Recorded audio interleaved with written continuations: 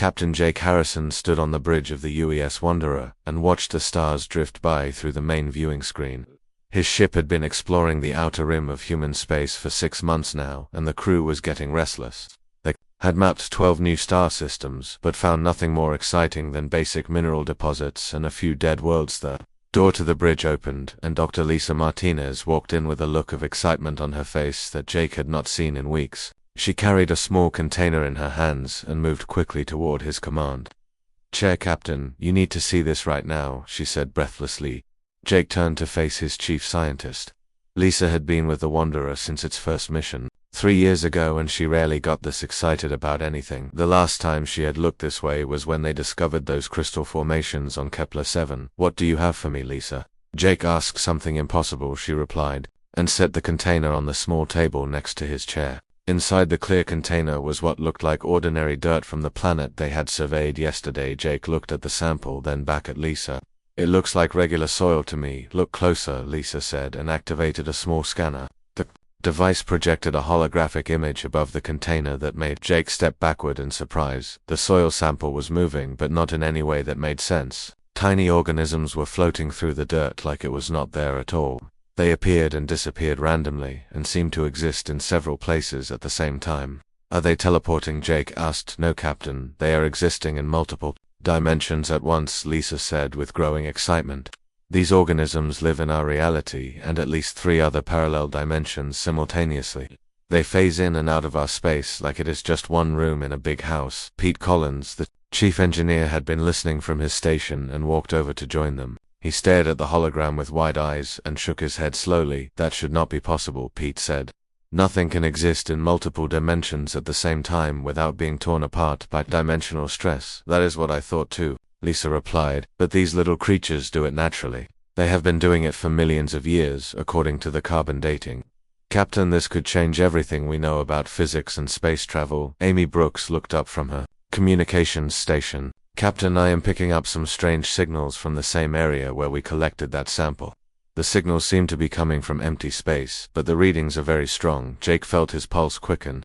First contact protocols required him to report any unusual findings to Earth Command immediately, but his curiosity was getting the better of him. These discoveries could be the breakthrough that humanity had been searching for since they first reached the stars. "Amy, can you track the source of those signals?" he asked. "Already working on it, Captain," she replied. "The signals are definitely artificial, but they are not coming from our dimension. They seem to be broadcasting from the same parallel space as those organisms." Chris Taylor, the navigator, spoke up from his station. "Captain, I have been running scans of nearby systems, and I found 3 more planets with similar energy readings. If Dr. Martinez is right about these creatures, we might be looking at a whole new form of life that spans multiple realities."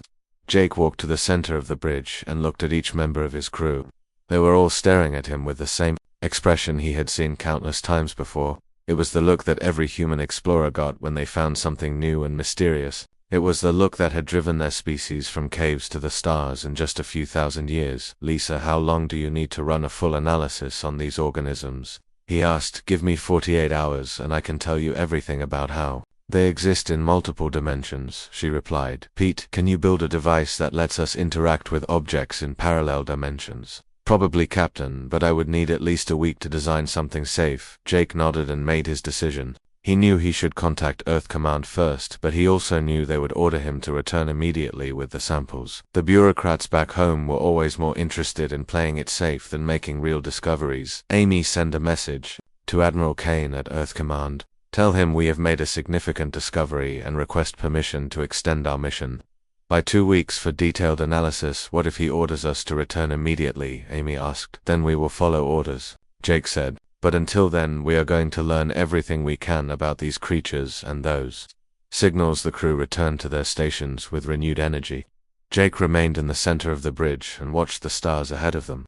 Somewhere out there in the vast darkness, other civilizations might have discovered these same dimensional creatures. The thought both excited and worried him. What he did not know was that, at that very moment, the Galactic Council was watching his ship with growing concern. Ancient alien races that had ruled the galaxy for millions of years were detecting the dimensional experiments happening aboard the human vessel. They had seen many young species discover dimensional manipulation over the eons, and most of them had either destroyed themselves or disappeared into parallel realities forever. The being known as the Architect stood in the council chambers and observed the humans through dimensional sensors.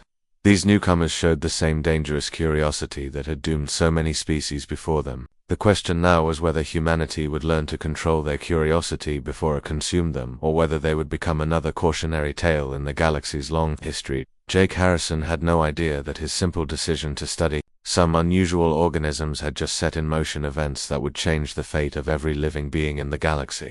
3 months had passed since the crew of the Wanderer first discovered the dimensional organisms, and everything had changed.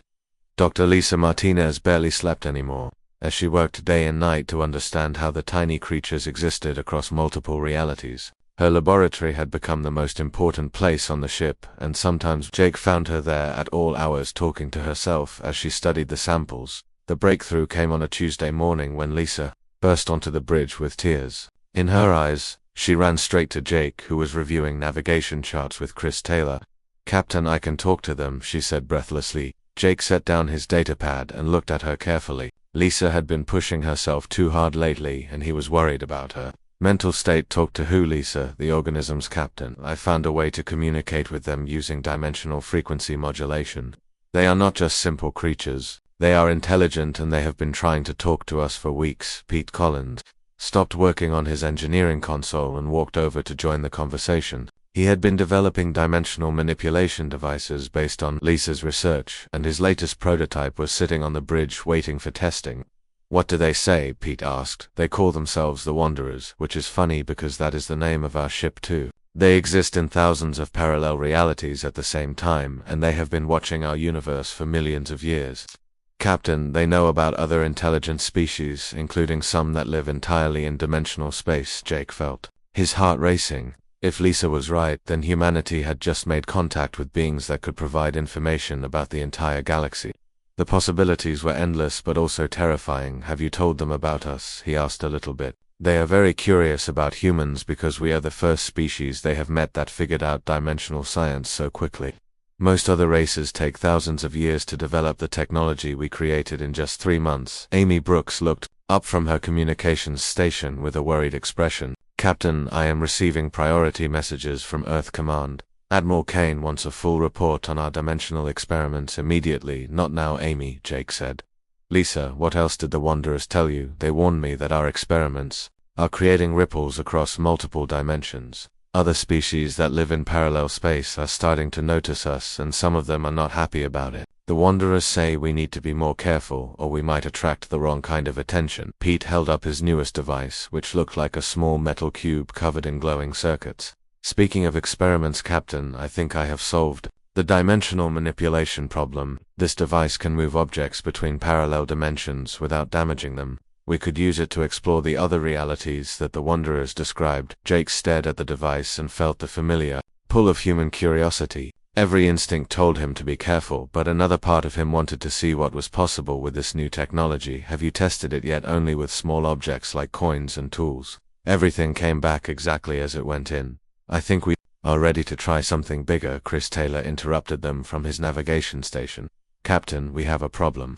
I am detecting several human ships approaching our position, and they are not from Earth Command. The energy signatures match corporate research vessels." Jake walked to the main viewing screen and saw 3 ships dropping out of faster-than-light travel nearby. He recognized the markings of Stellar Dynamics Corporation and knew they were in trouble. The corporation had been trying to steal alien technology for years, and they obviously wanted to get their hands on the dimensional organisms. "Amy, contact those ships and tell them this is a restricted research area under Earth Command authority." "They are not responding, Captain." "Wait, I am getting a transmission from the lead ship." The main screen switched to show a woman in an expensive suit, sitting in what looked like a corporate boardroom rather than a ship's bridge.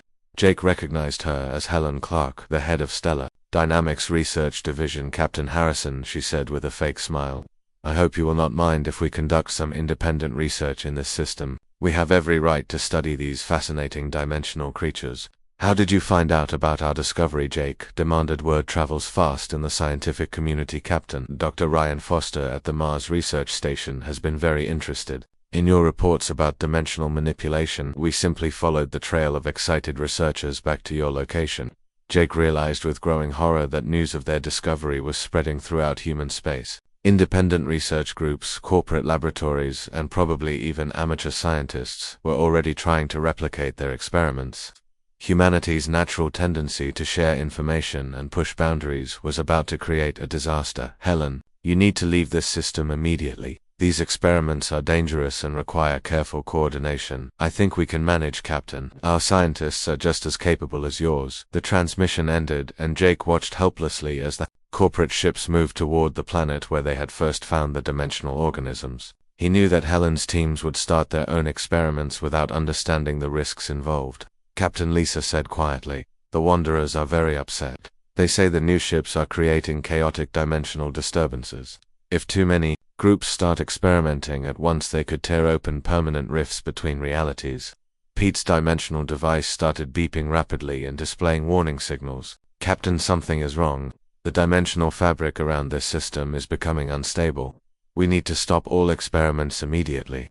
Amy's communications board lit up with incoming messages from dozens of human ships throughout the sector. Research teams were reporting strange dimensional anomalies appearing near their stations. Some ships had lost contact with their crews during dimensional tests, and others were reporting visits from beings that appeared to be from parallel universes. Realized that humanity's greatest strength was about to become their greatest weakness. The same curiosity and eagerness to share knowledge that had driven them to the stars was now threatening to destabilize the fabric of reality itself. Amy sent an emergency message to Earth Command. "Tell Admiral Kane that we have a galactic emergency on our hands and we need immediate coordination of all dimensional research." "What about the corporate ships, Captain?" Jake looked at the 3 vessels that were already deploying research equipment near the planet. "We are going to have to stop them ourselves. Pete, prepare your dimensional device for emergency use. Lisa, keep talking to the Wanderers and find out how we can stabilize the dimensional rifts before they become permanent." What Jake did not know was that the chaos spreading through human space had already attracted the attention of the Galactic Council. Ancient alien civilizations were detecting massive dimensional disturbances coming from the small region of space where humans lived. The Council's military forces were mobilizing for the first time in 1,000 years, and their target was the reckless young species that was threatening to destroy the stability of local space-time. The age of human isolation was about to end in the most dramatic way possible. The accident happened when the corporate research team tried to create their own dimensional rift without understanding the safety protocols that Lisa had developed.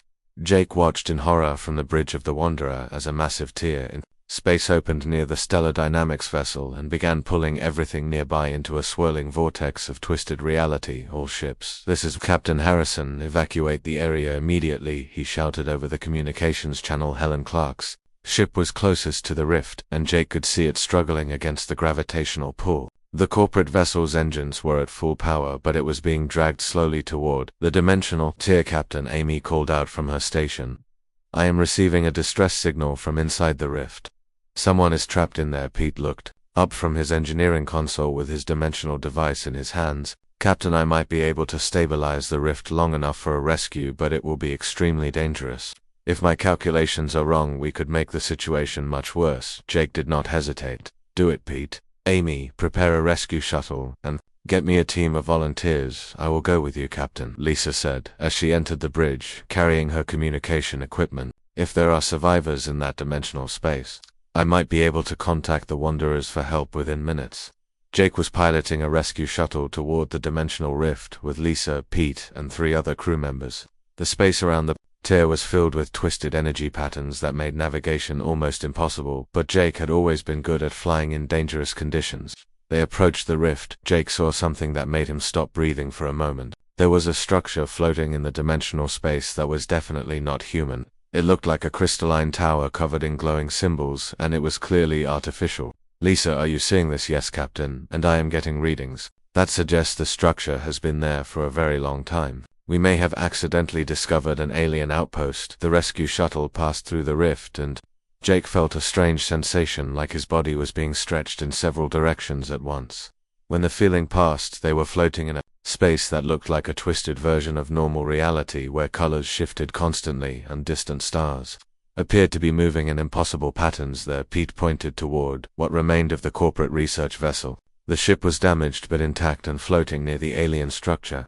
I am reading life signs, but they are faint. Jake maneuvered the shuttle to dock with the damaged ship, and Lisa established communication with the survivors. There were 6 humans trapped inside, including Helen Clark herself. They were alive but frightened and confused by their experience in the dimensional spaces. They began transferring the peace survivors to their shuttle. Jake noticed movement near the alien structure. Beings that looked like they were made of living crystal were approaching them slowly. They moved with purpose and seemed to be scanning the human ships with beams of colored light, Captain Lisa said excitedly.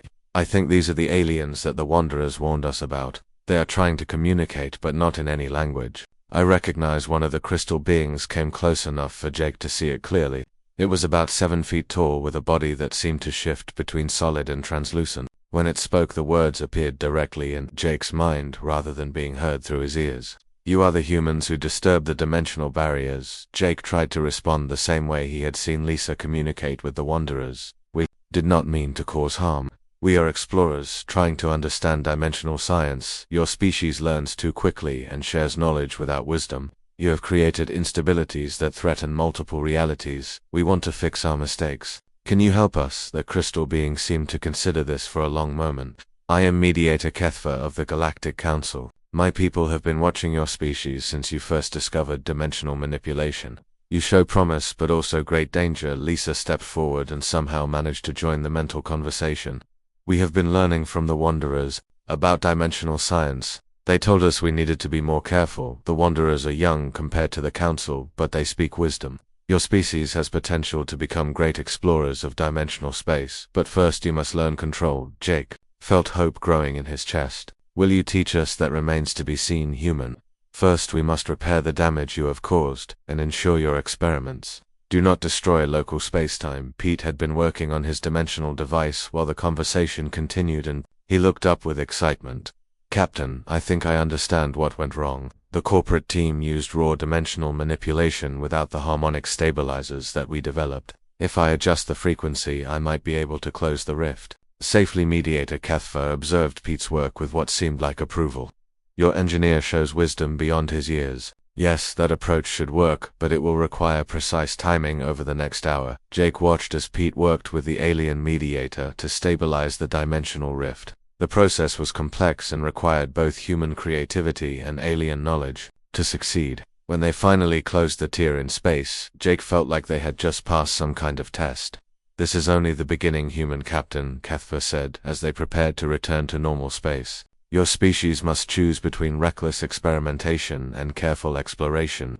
The Council will be watching to see which path you take. When they emerged from the dimensional space, Jake found that more ships had arrived. Admiral Kane's flagship was holding position near the Wanderer, along with several other Earth Command vessels. There were also ships present that Jake did not recognize, with designs that looked both ancient and advanced. Captain Harrison, report to my ship immediately, came Admiral Kane's voice over the communications channel. As Jake prepared to face the consequences of his actions, he realized that humanity had just taken its first real step into the galactic community. They had made contact with an alien civilization that was clearly more advanced than they were, but instead of conquest or destruction, the encounter had been about learning and cooperation. Lisa was still talking with the Wanderers and learning more about the galaxy every minute. Pete was studying his dimensional device with new understanding gained from working with Mediator Kethfa. The crew of the Wanderer had just become humanity's first ambassadors to a universe far stranger and more wonderful than they had ever imagined. What Jake did not yet realize was that their actions had created a crisis within the Galactic Council itself. Some members wanted to quarantine humanity before they could cause more damage, while others saw potential in a species that could learn dimensional science so quickly. The decision they made about humanity would determine not just the fate of one small species, but the future of galactic civilization itself.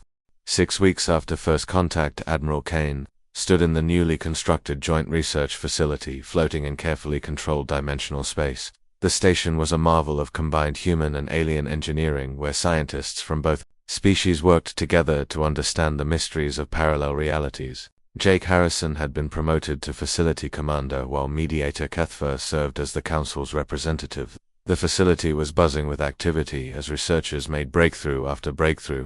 Dr. Kevin Wright had joined the team, from Earth bringing expertise in quantum mechanics that complemented the aliens' dimensional science. Dr. Monica Davis worked alongside a crystal being named researcher, Yithrel, to develop new forms of dimensional communication that could span infinite realities. Walked through the main laboratory where humans and aliens collaborated on experiments that would have been impossible for either species alone. The sight still amazed him even after weeks of watching it happen. Pete Collins was teaching a group of alien engineers how to build dimensional stabilizers while they showed him construction techniques that had been perfected over millions of years. Commander Harrison called Dr. Martinez as she approached with a datapad in her hands. "We have made an incredible discovery about the dimensional barriers that separate realities." "What did you find, Lisa?" "The barriers are not natural, Commander. Something created them deliberately to protect each reality from outside interference." Researcher Yithrol believes they were built by an ancient civilization that existed before even the Council's oldest records. Jake felt a chill run down his spine. Why would anyone need to build barriers between dimensions to keep something out? Said a new voice behind them. Jake turned to see Mediator Kethfer approaching with what looked like concern in his crystalline features. The alien had been spending more time in the human sections of the station lately, and Jake had noticed he seemed worried about something. "What do you mean, keep something out?" Jake asked. "There are legends among the oldest council races about something called the Entity. It exists across multiple dimensions simultaneously and consumes entire realities for reasons no one understands. The barriers between dimensions were supposedly built to contain it." Lisa's face went pale. "How long ago was this entity contained?" "The legends speak of millions of years, but recently we have detected signs that the barriers are weakening. Some council members believe that dimensional experiments by young species like yours might be damaging the ancient containment systems." Jake realized the implications immediately. "Are you saying that our research might accidentally release this entity?" "It is possible, Commander, but not certain. That is why we need human creativity combined with council knowledge to study the barriers and find a way to strengthen them." Dr. Wright approached them with excitement on his face. "Commander, I think I have found something important about those energy readings we detected last week." "What kind of something, Kevin?" "The readings are not random. They follow mathematical patterns that suggest intelligence behind them. Something is testing the dimensional barrier, systematically looking for weak points." Kethfer's crystalline body began glowing brighter, which Jake had learned meant the alien was experiencing strong emotions. "If the entity is truly awakening, then we have very little time to prepare." "What can we do?" Jake asked. "First, we must convince the Council that humanity can be trusted with advanced dimensional technology. There are faction leaders like Thranok who believe your species is too dangerous and should be quarantined before you cause more damage." Lisa looked up from her datapad with determination in her eyes. "Then we need to prove them wrong." "Commander, I request permission to attempt direct communication with whatever is testing the barriers." "Absolutely not, Lisa. We have no idea what we might be dealing with," Commander Dr. Davis interrupted as she joined their group. "Researcher Yithrel and I have been analyzing the entity legends, and we think Lisa might be right. Every previous attempt to fight or contain the entity failed because no one tried to understand it first." Pete Collins had been listening from his workstation and walked over with his latest dimensional device.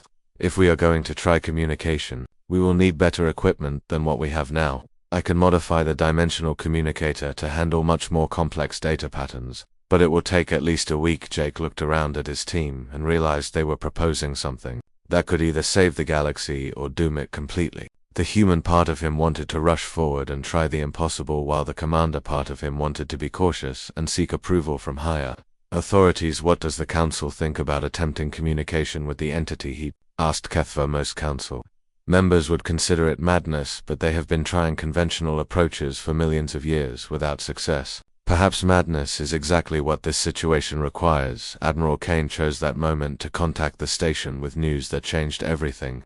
"All personnel, this is Admiral Kane. We have detected massive dimensional disturbances throughout Council space. Multiple realities are showing signs of barrier failure, and we are receiving reports of entire star systems disappearing from normal space." Jake felt his stomach drop as he realized the entity was no longer just testing the barriers. It was beginning to break through into their reality, and they were running out of time to find a solution. "Commander," Lisa said quietly, "the Wanderers are trying to contact me. They seem very frightened about something." Jake watched as Lisa activated her communication equipment and began the complex process of talking with the dimensional beings. After several minutes, she looked up with terror in her eyes. The entity is not just awakening, Commander. It has been consuming the parallel realities where the Wanderers live. They estimate we have maybe days before it breaks through the barriers into our dimension. Kethva began glowing even brighter as he processed this information. If the entity reaches our reality, it will consume everything. Planets, stars, entire galaxies will disappear as if they never existed. Jake made his decision with the same instincts that had driven humans to explore dangerous frontiers throughout their history. Pete, how long do you need to finish the communication device? Maybe 18 hours if I work without stopping. Then we try to talk to this entity. Lisa, start preparing communication protocols based on everything we learned from the Wanderers. Kevin and Monica work with the alien researchers to understand how the barriers function. We are going to attempt something that every species in the galaxy will think is insane. And if we fail, Commander, Pete asked. Jake looked out through the station's viewing ports at the stars that surrounded them. Somewhere in the vast darkness, an ancient force was preparing to consume everything they had ever known or cared about. Then, at least we will fail doing what humans do best, he said. We will fail being curious about the impossible. The entity broke through the dimensional barriers at exactly 1400 hours, station time, and Jake Harrison watched reality itself begin to unravel around them.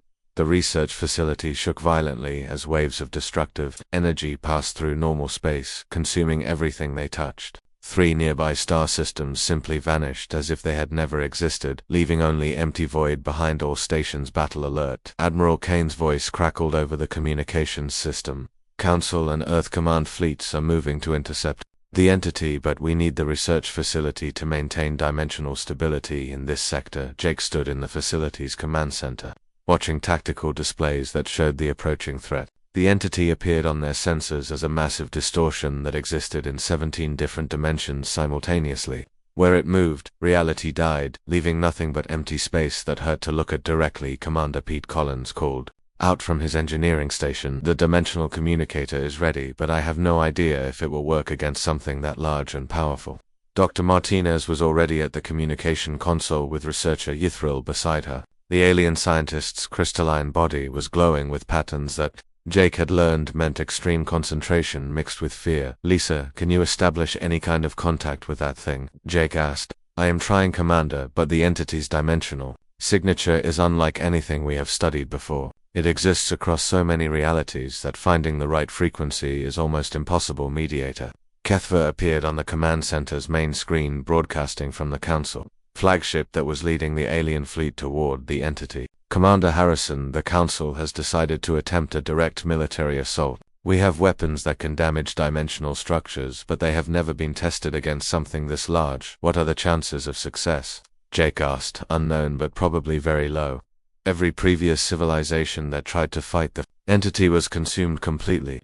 We are hoping that human tactical thinking might provide new approaches the entity has not encountered before. On the tactical display, Jake watched as human and alien warships moved into attack formation. The U.S. Explorer led the human task force with Captain Ben Carter commanding, while Rachel Green coordinated the combined fleet's scientific analysis of the entity's structure. The first weapons exchange was devastating for both sides. The entity's dimensional attacks tore through several ships instantly, while the Allied fleet's dimensional disruptors seemed to have little effect on the massive creature. Jake realized with growing horror that conventional warfare was useless against something that could exist in multiple realities at once. Commander Dr. Davis called out from her research station. I think I understand what the entity is doing. It is not just consuming matter and energy, it is consuming the fundamental structure of reality itself.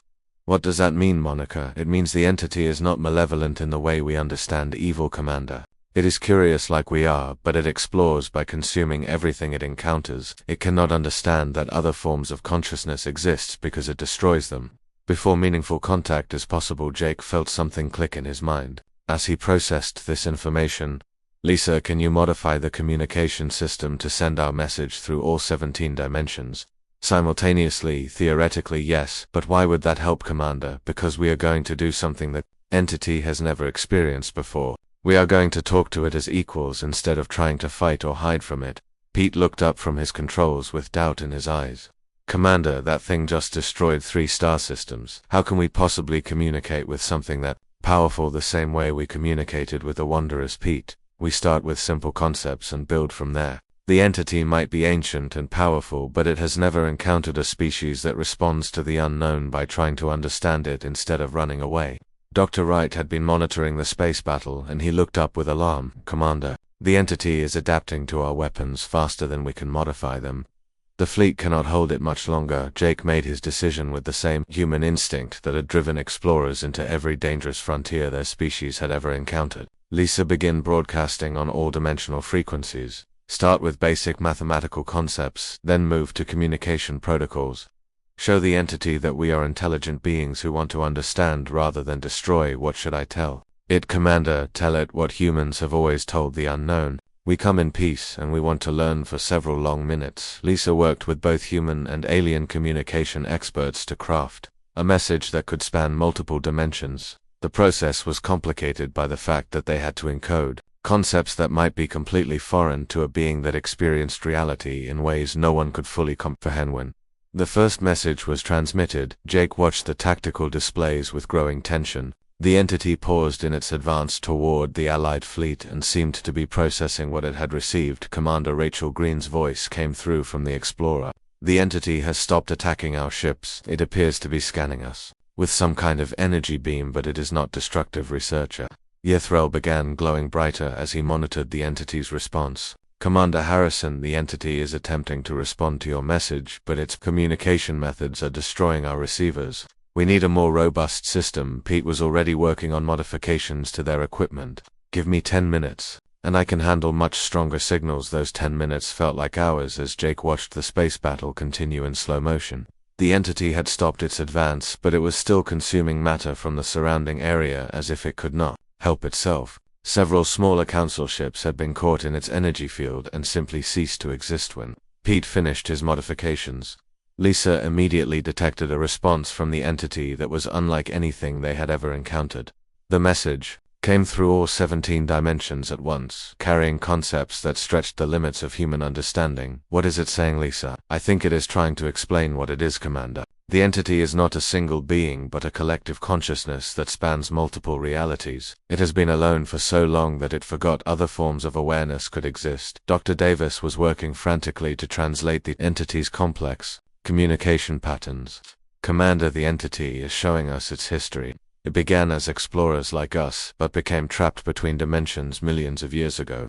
It learned to survive by consuming reality, but never realized it was destroying other conscious beings." Jake felt a surge of hope mixed with sadness as he began to understand the entity's true nature. "Can we show it how to explore without consuming?" "Lisa, I think so, Commander, but it will require teaching it concepts that go against millions of years of survival instincts." The breakthrough came when Lisa managed to show the entity the cooperative relationship between humans and the Wanderers. The ancient beings suddenly understood that consciousness could take many forms and that exploration could be about learning rather than consuming. Commander Kethver called from the Council flagship. "The entity is withdrawing from our reality, but it is sending complex data patterns to our ships. I believe it is trying to share knowledge with us." Jake watched as the entity slowly phase-shifted back into the dimensional barriers that had contained it for so long. But instead of being trapped, it now seemed to be choosing to explore other realities in ways that would not destroy them. "Lisa, are you still in contact with it?" "Yes, Commander, and it wants to teach us about dimensional exploration techniques that we never imagined possible. The entity has agreed to help repair the barriers it damaged and to work with the Council to explore parallel realities." Safely, as the immediate crisis passed, Jake realized that humanity had just accomplished something that no other species in galactic history had managed. They had faced an impossible threat, and instead of fighting or fleeing, they had chosen to understand and communicate. The entity's attack had lasted only hours, but it had changed everything about how the galaxy viewed both humanity and the nature of exploration itself.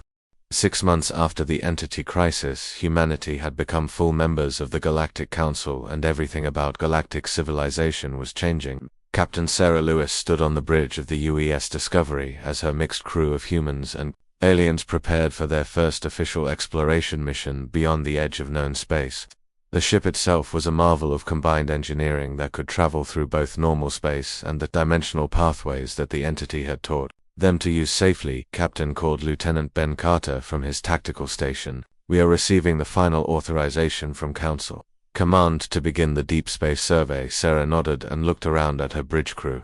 Navigation Officer Chris Taylor worked alongside a crystalline being named Navigator Veltar to plot courses through dimensional space that would have been impossible before the Alliance. Chief Engineer Pete Collins had trained a team of both human and alien technicians to maintain the ship's revolutionary dimensional drive systems.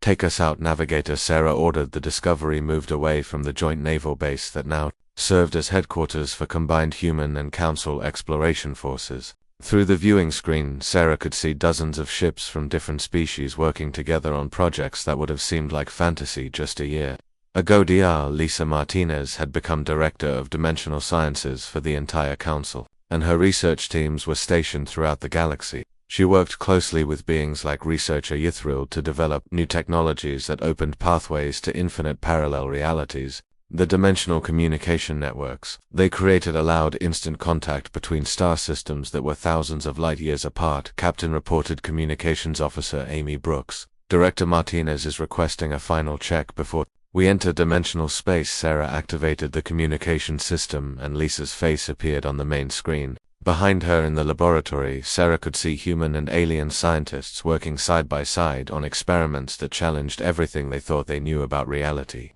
"Hello, Sarah. Are you ready to make history? As ready as anyone can be, for exploring places that might not technically exist?" Sarah replied with a smile. "Remember that the dimensional pathways are still new technology. If you encounter anything unusual, do not hesitate to return immediately.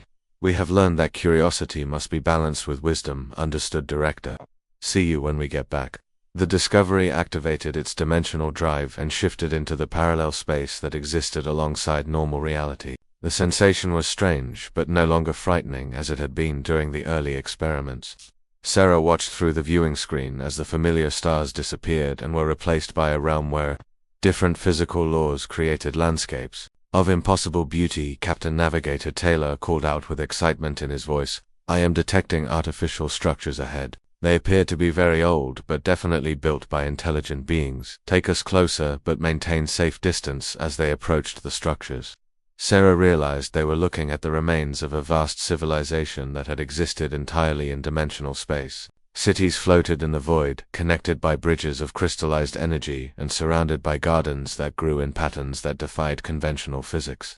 Captain Science Officer Dr. Monica Davis reported from her station, "I am reading life signs, but they are unlike anything in our databases. These beings exist in at least 12 dimensions simultaneously." Sarah felt the familiar thrill that every human explorer experienced when facing the unknown. "Open a communication channel using the new dimensional protocols. Let them know we come in peace and want to learn." The response came faster than expected, as beings that looked like living geometric patterns appeared near their ship. When they spoke, their words carried concepts that pushed the boundaries of human understanding. "We are the builders who created the pathways between realities long ago. You are the young species that taught the consumer to explore without destroying." Sarah realized they were in contact with the civilization that had built the original dimensional barriers to contain the entity. "We are honored to meet you. We would like to learn about your history and perhaps share our own experiences. Your species shows promise, small ones. Come, we will show you wonders that exist beyond the edge of all known realities." Over the following weeks, the Discovery's crew learned about civilizations that spanned multiple galaxies and beings that existed as pure consciousness in the spaces between dimensions. The builders shared knowledge that advanced human science by centuries and opened possibilities for exploration that seemed limitless. Captain Jake Harrison now served as Admiral of Deep Space Operations, coordinating exploration missions throughout the galaxy. He worked from a command center that existed partially in normal space and partially in dimensional realms where time flowed differently and distance had little meaning. Admiral reported Commander Pete Collins, who had become Chief of Dimensional Engineering for the entire Alliance. "The new exploration ships are ready for the intergalactic survey mission. Admiral Kane has approved the mission to make contact with beings in the Andromeda Galaxy." Jake looked at the tactical display showing dozens of ships from different species preparing for humanity's first journey beyond their home galaxy. The crews included humans, aliens, and even dimensional beings like the Wanderers who had volunteered to serve as guides for the expedition. "How long until departure, Pete?" 3 days, Admiral. Dr. Martinez has confirmed that the dimensional pathways are stable and the builders have provided navigation data for the intergalactic crossing. Jake walked to the viewing area where he could see the fleet preparing for departure. The sight still amazed him even after months of watching humans and aliens work together as equals. The UES Horizon would lead the mission with a crew representing every member species of the expanded Galactic Council, Admiral called Dr. Kevin Wright from the Research Division. We are receiving signals from the Andromeda Galaxy that suggest the presence of advanced civilizations. The patterns match some of the dimensional frequencies that the entity showed us. Are they friendly signals, Kevin, unknown Admiral, but they show curiosity about our dimensional experiments. Someone over there wants to make contact. Jake felt the same excitement he had experienced aboard the Wanderer when they first discovered the dimensional organisms. Humanity had gone from a single world to galactic citizens in less than 2 years, and now they were preparing to become ambassadors to other galaxies. Transformation had not been easy, and there had been mistakes along the way, but humanity's greatest strength had proven to be their willingness to ask questions and seek answers even when the questions seemed impossible. Other species had become cautious and conservative as they gained power, but humans maintained their sense of wonder about the universe around them. Pete, prepare the fleet for departure. It is time for humanity to find out what lies beyond the edge of everything we know. As the UES Horizon activated its dimensional drive and began the journey toward Andromeda, Jake reflected on how far they had come. The same curiosity that had once seemed like humanity's greatest weakness had become the force that united the galaxy and opened pathways to infinite possibilities. The adventure was just beginning, and somewhere in the vast darkness between galaxies, new wonders waited to be discovered by beings brave enough to ask the simple question that had driven humanity from their first steps out of caves to their first steps into infinity: what else is out there waiting to be found?